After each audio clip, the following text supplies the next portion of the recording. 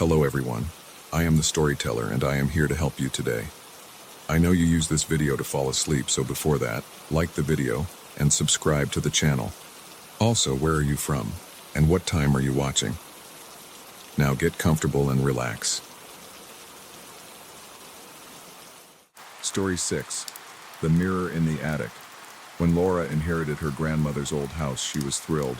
The sprawling Victorian home was filled with antiques and memories, a treasure trove of family history, but there was one room she avoided. The attic. Her grandmother had always warned her never to go up there, claiming it was unstable. Laura had laughed it off as an old woman's superstition, but after moving in she began to understand why. The attic was always cold. No matter how warm the rest of the house was, the air felt heavy, oppressive, as if the walls were closing in. And then there was the mirror. It was an ornate floor-length mirror with a tarnished silver frame, its surface clouded with age. Laura found it tucked away in a corner, covered by a dusty sheet. Something about it made her uneasy, but she couldn't resist uncovering it. At first, nothing happened. The mirror just sat there, reflecting the dim light from the attic window. But then Laura noticed something strange. Whenever she looked into the mirror, her reflection seemed off. It was subtle at first, a slight delay in her movements, a flicker of expression that didn't match her own.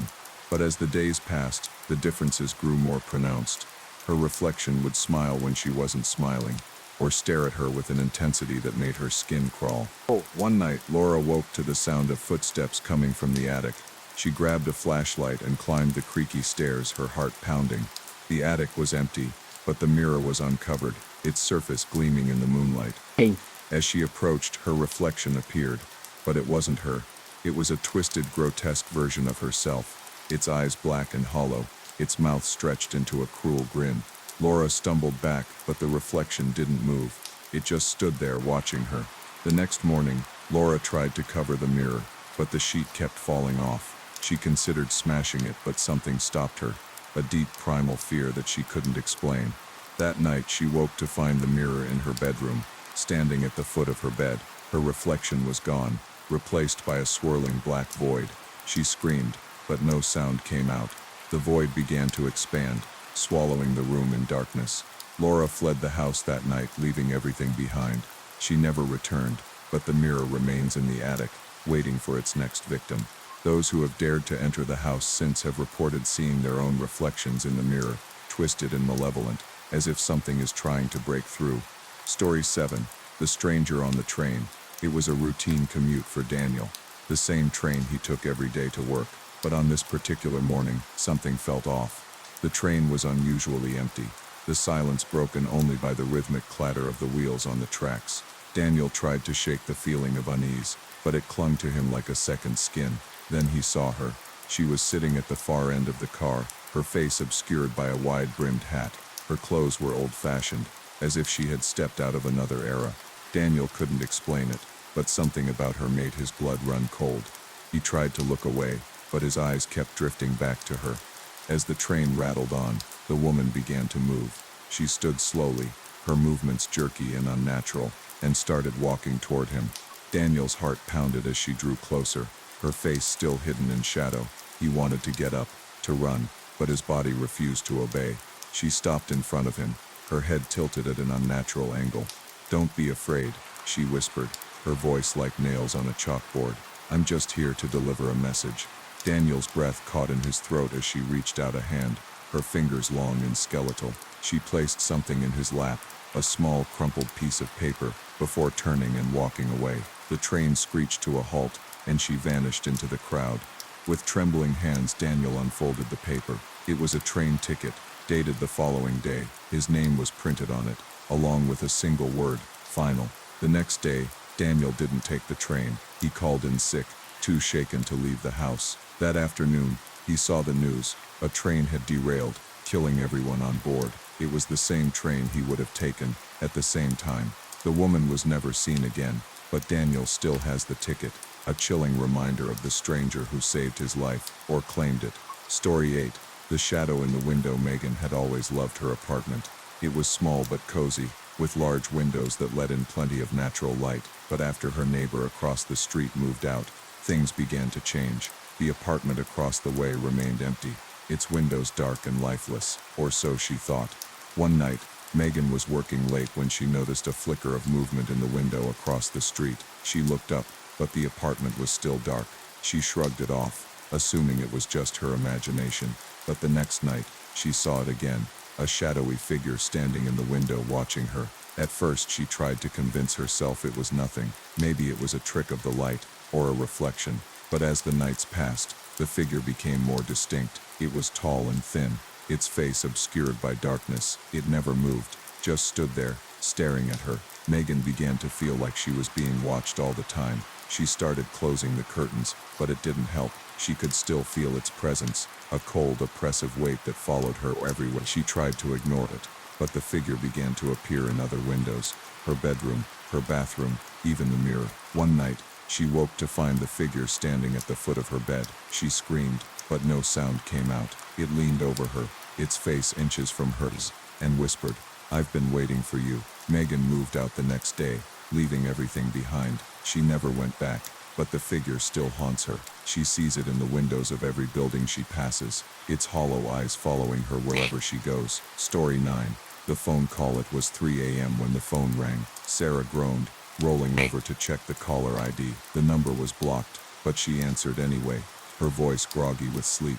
"Hello?" There was a long pause, followed by a voice that made her blood run cold. "I'm watching you," it whispered. Sarah slammed the phone down, her heart racing. She tried to convince herself it was a prank, but the calls kept coming. Every night, at exactly 3 a.m., the phone would ring. Sometimes the voice would say nothing, just breathe heavily into the receiver. Other times, it would describe what she was wearing, what she was doing, as if it were in the room with her. Sarah changed her number, but the calls followed her. She installed security cameras, but they only captured static during the calls. The police were no help, dismissing it as a prank, but Sarah knew better. The voice was real, and it was getting closer. One night, the call came earlier than usual.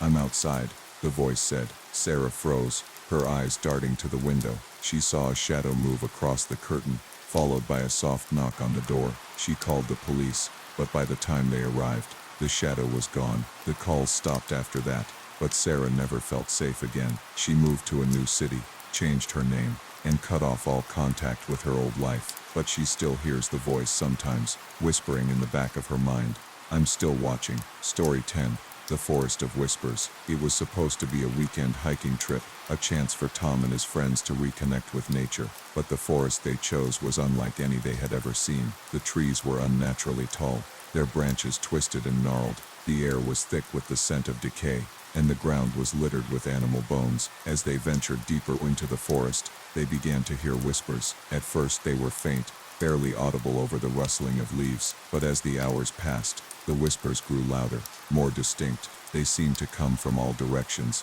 echoing through the trees. Tom tried to ignore them, but the whispers began to call his name. "Tom," they hissed, "come closer." His friends heard it too, their faces pale with fear. They tried to turn back, but the trail was gone, the trees closing in around them. One by one, they began to disappear. First it was Mike, who vanished without a trace. Then Sarah, her screams echoing through the trees before they were abruptly cut off. Tom and his remaining friend Jake stumbled upon a clearing in the forest. In the center was a crude altar, covered in blood and surrounded by human remains. They turned to run, but something grabbed Jake, dragging him into the shadows. Tom ran, his heart pounding, until he collapsed at the edge of the road. He was found days later, dehydrated and delirious. The police searched the forest but found no trace of his friends. The official report listed them as missing, but Tom knows the truth. Something in that forest took them, and it's still out there, waiting for its next victims. Conclusion: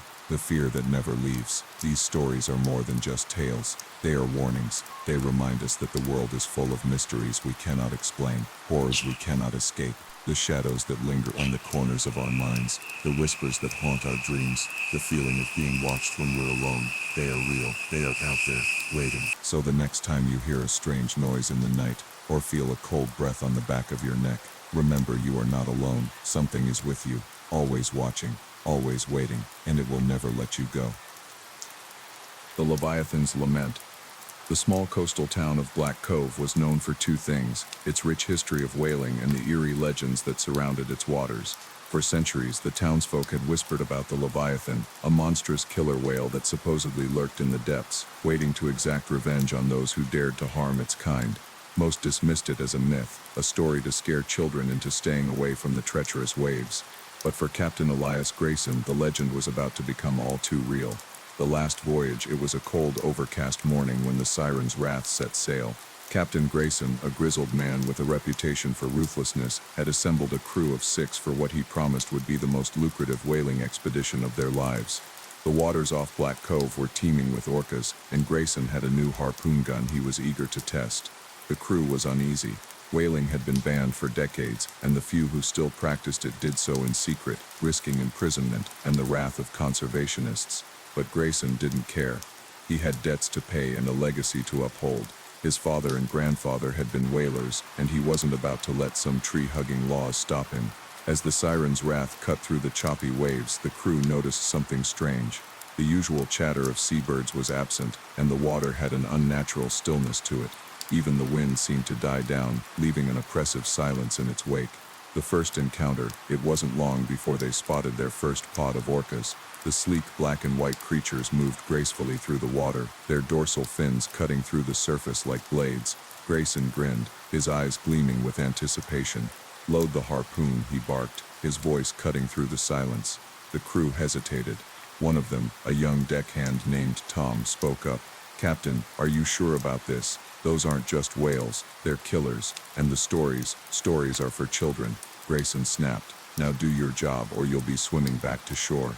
Reluctantly, the crew obeyed. The harpoon gun was loaded, and Grayson took aim. The shot rang out, and the harpoon found its mark, striking a large male orca in the side. The water turned red as the creature thrashed in agony, its cries echoing across the waves. But then something happened that none of them could explain. The rest of the pod didn't flee. Instead, they circled the wounded orca, their movements deliberate and menacing. And then, as if on some unspoken command, they vanished beneath the surface. The crew's relief was short-lived. Within minutes, the sky darkened, and a violent storm rolled in. The waves grew monstrous, tossing the Siren's Wrath like a toy. Lightning split the sky, and the wind howled like a banshee. But the storm wasn't the worst of it. As the crew struggled to keep the ship afloat, they heard it, a deep, guttural sound that seemed to come from the very depths of the ocean. It was a song, but unlike anything they had ever heard. It was mournful, angry, and filled with a primal rage that sent shivers down their spines. And then, they saw it. A massive dorsal fin broke the surface, taller than any they had ever seen. It was followed by a pair of glowing, intelligent eyes that seemed to pierce through the darkness. This was no ordinary orca. It was the Leviathan. The hunt. The Leviathan moved with a terrifying speed and precision. It rammed the Siren's Wrath with such force that the ship groaned in protest. Grayson shouted orders, but the crew was paralyzed with fear. The creature's song grew louder, more intense, as if it were calling to something or someone. One by one, the crew members began to disappear. Tom was the first to go, dragged overboard by an unseen force. His screams were cut short as the water turned red. The others followed in quick succession, their fates just as gruesome. Grayson fought to the end, firing harpoons and swinging a machete like a madman. But it was no use. The Leviathan was relentless, its rage unquenchable. In the end, Grayson found himself alone, staring into the creature's glowing eyes as it circled the sinking ship. "You're just a beast," he spat, his voice trembling. "You can't win." But the Leviathan wasn't just a beast, it was a force of nature, a living embodiment of vengeance. With one final, powerful thrust, it sent the Siren's Wrath to the bottom of the ocean, taking Grayson with it. The legend lives on. The wreck of the Siren's Wrath was never found, and the crew was declared lost at sea. But the people of Black Cove knew better. They had heard the Leviathan's song on the night of the storm, and they knew that the creature's thirst for vengeance was far from satisfied. To this day, fishermen avoid the waters off Black Cove, and the legend of the Leviathan lives on. Some say the creature still patrols the depths, waiting for the next foolhardy soul to disturb its domain. And on stormy nights, when the wind howls and the waves crash against the shore, you can still hear its mournful song, a reminder that the ocean is a place of beauty, but also of terror. This is just the beginning of the story. If you'd like, I can expand on specific parts, add more characters, or delve deeper into the Leviathan's origins. Let me know how you'd like to proceed. Longer one united story. No chapters about glasses that did you bad vision. Scary story. Certainly, here's a longer, unified scary story about a pair of cursed glasses that distort reality and lead to terrifying consequences. This story is designed to be unsettling and immersive, with no chapter breaks to maintain a continuous eerie flow through the lens of madness. It all started at the thrift store on the corner of Maple and Fifth, the kind of place that smelled like mothballs and forgotten memories, where the shelves were crammed with dusty trinkets and the ghosts of other people's lives. I wasn't even looking for glasses. I had perfect vision, or so I thought, but there they were, sitting in a cracked leather case on a shelf between a broken music box and a tarnished silver teapot. The glasses were old-fashioned, with round wire-rimmed frames and lenses that seemed to shimmer faintly, even in the dim light of the store. Something about them called to me, and before I knew it, I was handing over $5 to the cashier, a hunched old woman with cloudy eyes and a knowing smile. "Be careful with those," she said as she handed me the case. Her voice was low and raspy, like the creak of a door in an empty house. "They've got a history." I laughed it off. What harm could a pair of glasses do? But as soon as I put them on, I knew something was wrong. The first thing I noticed was the clarity. My vision, which I had always thought was perfect, suddenly became sharper, more vivid. Colors were brighter, edges crisper, details I had never noticed before jumping out at me. It was like seeing the world for the first time. But then, as I walked home, I began to notice other things. Shadows seemed to move when they shouldn't. Reflections in windows didn't quite match the people casting them. And the people themselves, there was something off about them. Their faces seemed to flicker, like static on an old TV. And their eyes were wrong, too dark, too deep, as if they were staring into some abyss I couldn't see. I told myself it was just my imagination, a trick of the light, or maybe a side effect of the glasses' unusual lenses. But as the days went on, the distortions grew worse. The world through the glasses became darker, more twisted. The once vivid colors faded to sickly hues, and the shadows seemed to stretch and writhe like living things. I started seeing things that couldn't possibly be real. Figures lurking in the corners of my vision, faces pressed against windows, hands reaching out from the darkness, and the whispers. God, the whispers, they were everywhere. A constant, insidious murmur that seemed to come from inside my own head. I tried to take the glasses off, but it was like they were glued to my face. My fingers would fumble at the frames, slipping as if they were coated in oil, and every time I tried to pull them away, a wave of dizziness would wash over me, leaving me disoriented and nauseous. I couldn't eat, couldn't sleep. The world outside the glasses became a blur, a shapeless, meaningless void, while the world inside them grew more and more horrifying. One night, I woke up to find myself standing in the middle of my living room, the glasses still on my face. The room was bathed in an eerie greenish light, and the shadows seemed to pulse and writhe like living things. In the corner of the room, I saw her, a woman, or what used to be a woman. Her skin was pale and waxy, her eyes black voids, her mouth stretched into a grotesque grin. She was holding something in her hands, something small and writhing, and as I watched, she brought it to her mouth and bit down, her teeth sinking into it with a wet, squelching sound. I screamed and stumbled back, tripping over the coffee table and crashing to the floor. When I looked up, she was gone, but the hat of Hollow Hill. It was an unassuming thing, really. A wide-brimmed fedora. Its dark felt worn smooth in places, the ribbon around the crown frayed at the edges.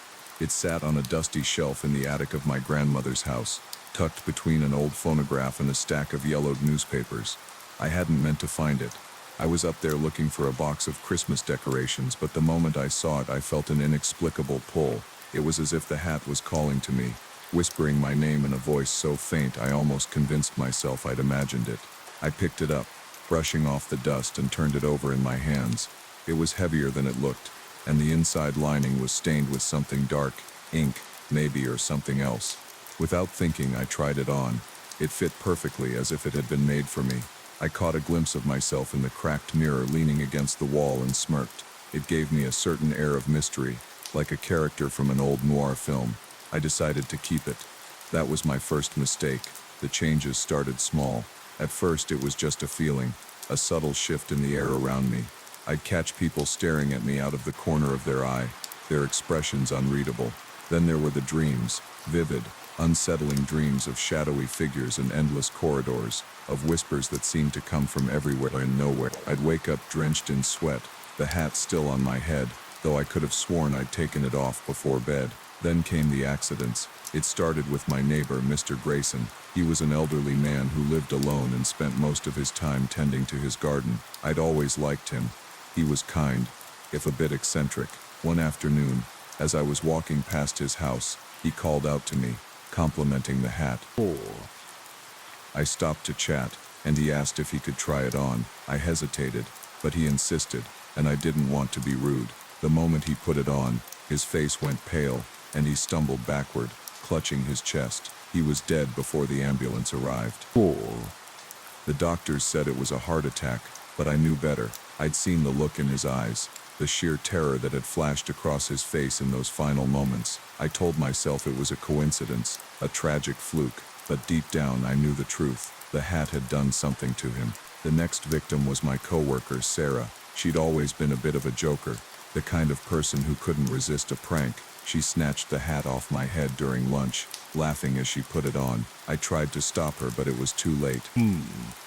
Her laughter turned to a strangled gasp, and she collapsed, her body convulsing. By the time the paramedics arrived, she was gone. The official cause of death was an aneurysm, but I knew the real culprit. I tried to get rid of the hat after that. I threw it in the trash, but it reappeared on my doorstep the next morning. I buried it in the woods, but it was back in my closet by nightfall. I even tried burning it, but the flames wouldn't touch it. It was as if the hat had chosen me, and there was no escaping it. The final straw came when my best friend Jake came over. He'd always been the skeptical type, the kind of person who laughed at ghost stories and scoffed at superstitions. When I told him about the hat, he rolled his eyes and called me paranoid. Oh. "It's just a hat," he said, picking it up off the table. "See, nothing's happening to me." But something was happening. I could see it in his eyes, the way they darkened, the way his smile faltered. He tried to take the hat off, but his hands wouldn't obey. He started to scream, a raw, guttural sound that made my blood run cold. I tried to help him, but it was like an invisible force was holding me back. By the time the screaming stopped, Jake was gone. His lifeless body slumped on the floor, the hat still on his head. I don't know how long I sat there, staring at Jake's body, the hat lying innocently beside him, but eventually, I picked it up. I didn't want to.